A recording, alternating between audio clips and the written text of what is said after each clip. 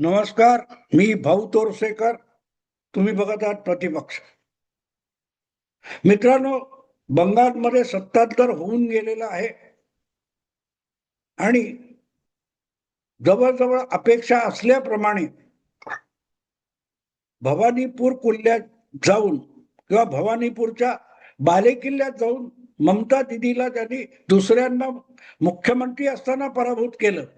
ते शुवेंदू अधिकारी बंगालचे मुख्यमंत्री झालेले आहेत, भाजपचे पहिले मुख्यमंत्री झालेत आणि मुख्यमंत्री झाल्यानंतर शुवेंदू अधिकारी काय काय करणार याविषयीच्या चर्चेला पहिल्या क्षणापासून ऊत आलेला होता जेव्हा त्यांचं नाव जाहीर झालं.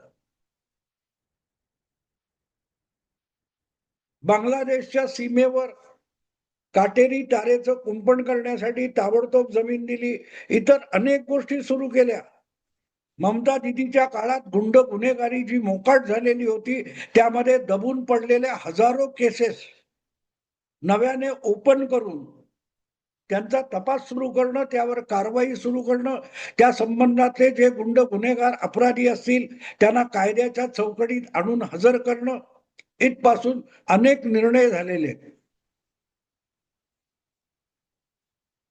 पण एक भीती निकाल लागल्यापासून होती की ममता दिदी ही स्ट्रीट फायटर आहे, रस्त्यावर उतरून संघर्ष करणारी, मारामारी करणारी महिला आहे आणि त्यामुळे ती आपला पराभव सुखासुखी स्वीकारणार नाही.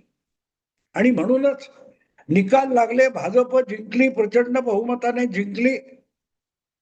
तरी पुढे बंगालचं भवितव्य काय हे गेले 10 दिवस 15 दिवस बोललं जात होतं.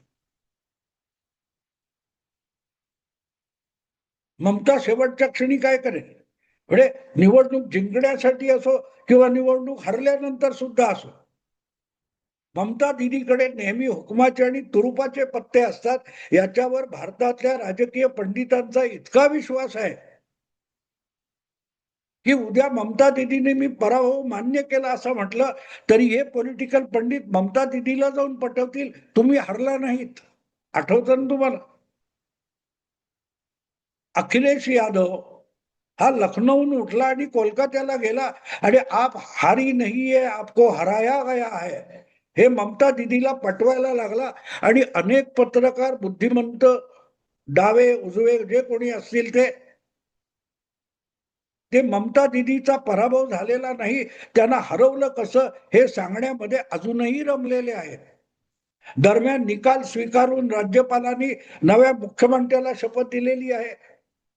पण तरी ममता दिदी सुखासुखी पराभव मान्य करणार नाही, ती काहीतरी करेल. आणि ती काय करेल, असल्या काल्पनिक खुळखुळ्याशी खेळायला अनेक राजकीय पंडितांना हौस आहे, आवड आहे. आणि म्हणूनच ही चर्चा निकालानंतर, शुवेंदूच्या शपथविधीनंतर चालू राहिली. करोना आला तर काय होईल, करोनाचा आणखीन कुठचा तरी एक नवीन व्हायरस आलेला आहे, तो आल्यानंतर काय होईल, असल्या काल्पनिक गोष्टींशी खेळत बसणं आणि आपल्या कपड्याच्या आत आणि आपल्या पांघरुणाच्या आत आणि आपल्या घराच्या आत बेदरलेलं राहणं ही अनेकांची हौस असते. आणि म्हणूनच असे लोक विचार करत नाहीत की कुठलाही व्हायरस असो, कुठलीही समस्या असो, तिचं उत्तर असतं, शोधलं जातं. ममता काय करील याविषयी कल्पना विलास चाललेला होता. पण ममता दिदीच्या जागी येऊन बसलेला शुवेंदू दादा नवा मुख्यमंत्री काय करील आणि काय करू शकतो हे कोणाच्याही कल्पनेत नव्हतं. पण मुख्यमंत्रीपदी बसल्यानंतर हेमंत विश्व शर्मा आणि आदित्यनाथ योगी यांचा सवंगडी झालेल्या शुवेंदू अधिकारीने काय काय पावलं उचलली ती बघितलं की कळतं की हे कोणाच्याही डोक्यात नव्हतं.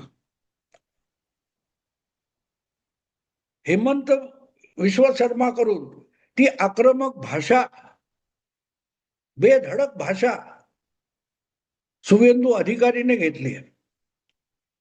तर योगी बाबाकडून उत्तर प्रदेशच्या झिरो टॉलरन्स टू गुंड गुन्हेगारी आणि बुलडोझर या दोन गोष्टी शुभेंदू दादाने उचलल्या आणि बघता बघता त्याचा अंमल सुरू झाला. हे सगळं शुभेंदू अधिकारी कसं करणार होता? त्यांनी आधीपासून ठरवलं होतं का? मित्रांनो, काही गोष्टी आपल्याला समजून घ्यायला लागतात. जी माणसं एका उद्दिष्टाने वाटचाल करायला लागतात, ती आपलं उद्दिष्ट गाठून ते पूर्ततेला घेऊन जाण्यासाठी झपाटल्यासारखी वागत असतात आणि शुभेंदू अधिकारी हा त्यापैकी एक आहे. आता मग शुभेंदू अधिकारी हा सुद्धा तृणमूलकडून आणलेला उधारचा मुख्यमंत्री आहे असलं पांडित्य सांगणारे अनेक शहाणे आहेत.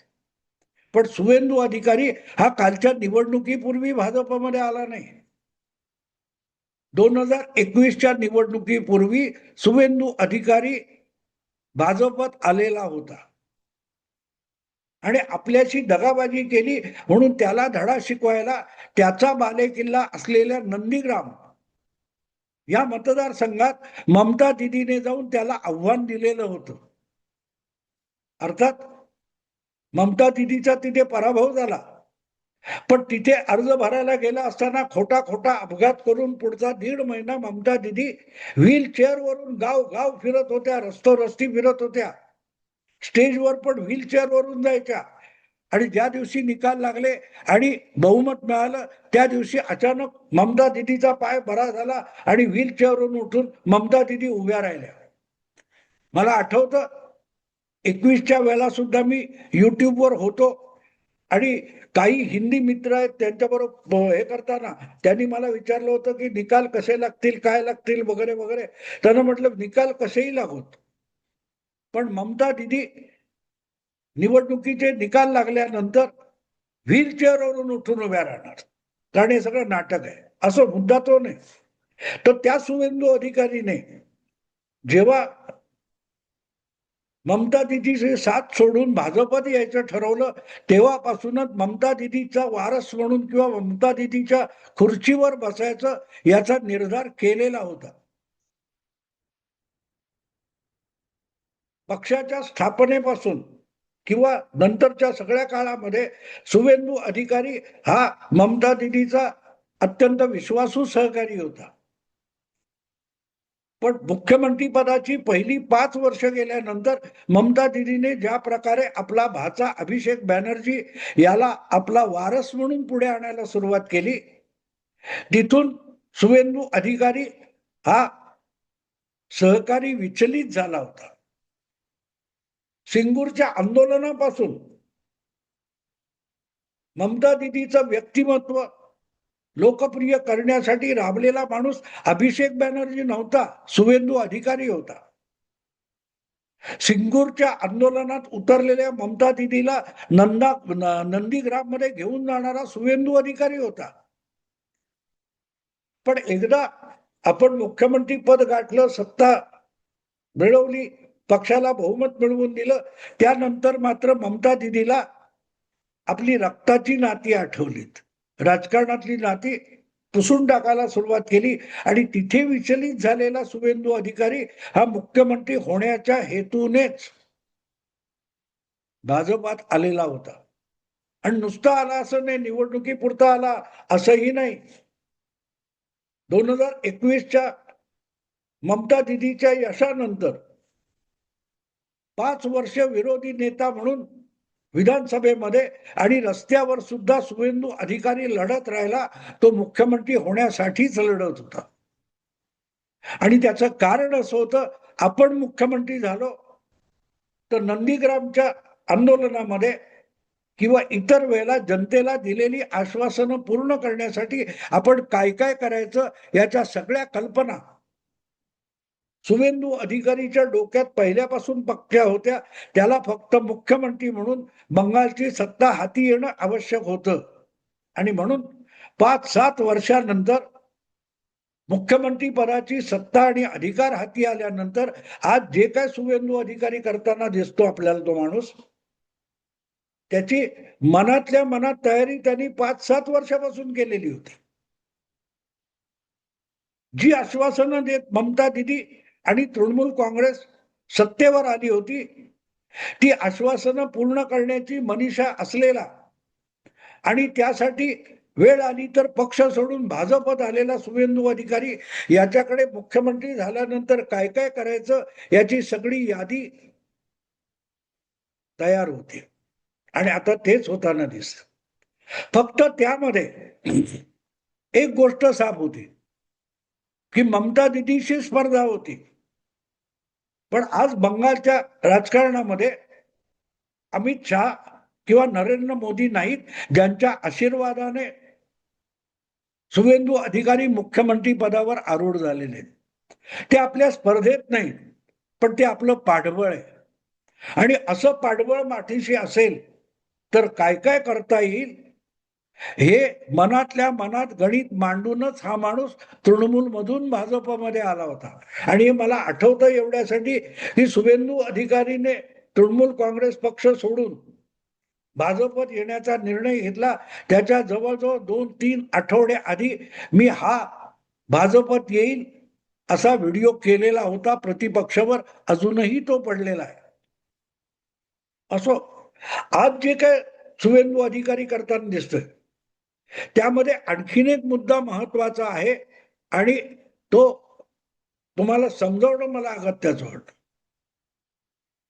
ममता दिदीची सत्ता गेली तर ममतानी शोकावलेले जे मुस्लिम आहेत ते दंगे करतील, हिंसा करतील, हिंसाचार माजेल, अराजक माजेल, शुभेंदू अधिकारीला ते हाताळता येणार नाही हे सगळे बोलत होते. पण किती सहजगत्या शुभेंदू अधिकारी आणि त्याचे भाजपतले इतर नेते सहकारी ज्या प्रकारे बंगाल हाताळताना दिसतात तेव्हा त्यामागे एक नीती दिसते, एक धोरण दिसतं. नाहीतरी चर्चा चालू आहे. अगदी जगभर अमेरिकेतल्या मोठमोठ्या वर्तमानपत्रांनी बंगाल एका हिंदू पक्षाने जिंकला. अजब आहे की नाही? मग यापूर्वी मुस्लिम जिंकत होते का? हा जो एक परसेप्शन बनवलं जातं की भाजप हा हिंदू पक्ष आहे आणि म्हणूनच तो मुस्लिमांच्या विरुद्ध आता सत्ता राबवणार, अशा प्रकारचं जे चित्र निर्माण करायचा प्रयत्न होतो ते शुभेंदू अधिकारी समोर सगळ्यात मोठं आव्हान होतं. पोलीस यंत्रणा असो, सेंट्रल फोर्सेस असो, सत्तेतले अधिकार असोत, हे वापरता येतात. पण ते वापरताना मुख्यमंत्र्याची किंवा सरकारची प्रतिमा जनमानसामध्ये टिकवणं सुद्धा अगत्याचं असतं. आदेश दिला की पोलीस यंत्रणा प्रशासन कामाला लागतं. पण त्याचे जे परिणाम असतात ते परिणाम राजकीय दृष्ट्या मुख्यमंत्र्याला, सरकारला, सरकारी पक्षाला भोगावे लागतात. ज्या प्रकारे अनाठाई मुस्लिमांचं लांगुलचालन करता करता ममता दिदीला ममता बानो हा शब्द आला, वापरला गेला, प्रस्थापित झाला आणि ममता दिदी ही मुस्लिमांची नेता होऊन बसली आणि संपूर्ण हिंदू समाज तिच्या विरुद्ध जायला निघाला. हा राजकीय परिणाम असतो. बाकीची पोलीस यंत्रणा, प्रशासन यंत्रणा तीच आहे जी कालपर्यंत ममताकडे होती आणि हिंदूंच्या विरोधात दंडुका उगारत होती. आज तीच मुस्लिम गुंडांच्या विरुद्ध दंडुका उभारून उभी आहे जी काल मुस्लिम गुंडांना संरक्षण देत होती. त्यामुळे ती यंत्रणा हाताशी आल्यानंतर ती कशी राबवायची याचं भान आणि ताळतंत्र असलं पाहिजे, असलं पाहिजे. तर मित्रांनो, आता ज्या प्रकारे शुभेंदू अधिकारी बंगालचं सरकार चालवत आहेत त्यामध्ये मी सुरुवातीलाच सांगितलं की हेमंत विश्व शर्माची आक्रमक भाषा आणि योगी आदित्यनाथ यांचा बुलडोजर या गोष्टी त्यांनी घेतल्यात. पण त्यामागची प्रेरणा ज्या प्रकारे आपल्या हाती आलेली सत्ता शुभेंदू अधिकारी राबवताना दिसतात. काल परवा आसनसोलमध्ये रस्त्यावर नमाज करण्याचा हट्ट मोडून काढण्यासाठी आणि आक्रमक झालेल्या मस्तीखोर मुस्लिम लोकांना सरळ करण्यासाठी आपला अधिकार शुभेंदू अधिकाऱ्यांनी वापरला, प्रशासन वापरलं. ज्या प्रकारे हावडा जंक्शनच्या बाहेर, हावडा स्टेशनच्या बाहेर सरकारी आणि सार्वजनिक आणि रेल्वेची जमीन बळकावून बसलेले जे रोहिंग्या बांगलादेशी होते त्यांच्यावर बुलडोझर घालत तो रस्ता जनतेसाठी साफ करणारी कारवाई, डायमंड हार्बर मधली कारवाई, या सगळ्या बघितल्यानंतर विचार करावा लागतो, हे फक्त योगी योगी बाबाच्या बुलडोझर मधून आलंय का? हे हेमंत विश्वा शर्माच्या आक्रमक भाषेतून आलंय का? नाही. त्या मागची प्रेरणा आणि चालना ही राष्ट्रीय स्वयंसेवक संघाचे सरसंघचालक मोहनजी भागवत यांच्या एका प्रवचनातून आलेली प्रेरणा आहे.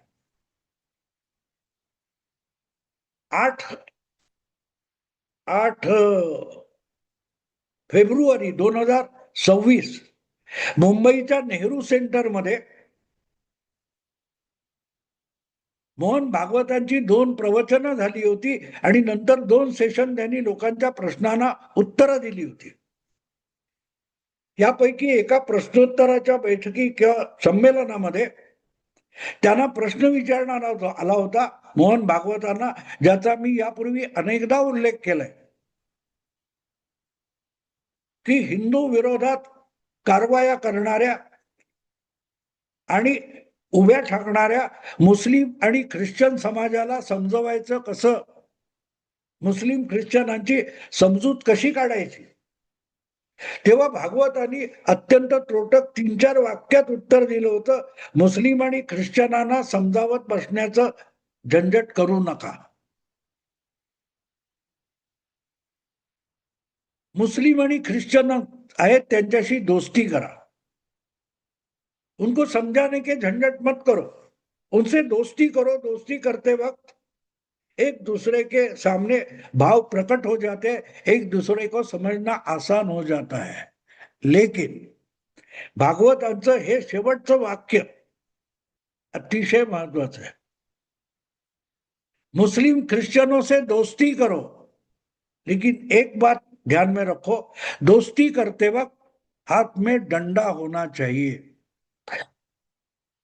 शुभेंदू अधिकारीच्या हातात आज घटनात्मक शासकीय सत्तेचा दंड आहे.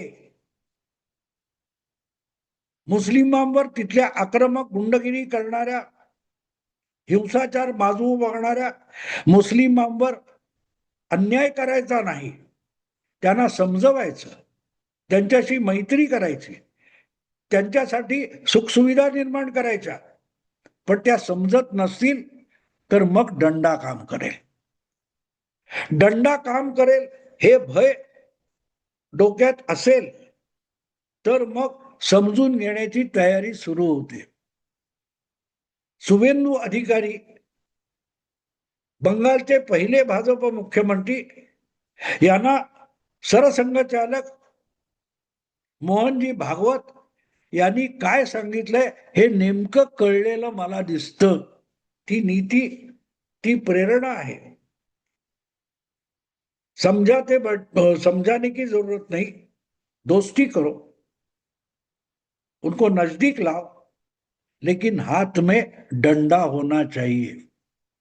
बंगालमध्ये निकालानंतर आणि शपथविधी नंतर जे काय चाललेलं आपण बघतोय त्यामध्ये गुंडगिरी करणारे मुस्लिम आणि सामान्य नागरिक म्हणून जगू बघणारे, शांतीपूर्ण जीवन जगू बघणारे मुस्लिम, हा फरक नजरेत भरावा इतका स्पष्ट करण्याची कारवाई शुभेंदू अधिकारींनी सुरू केली.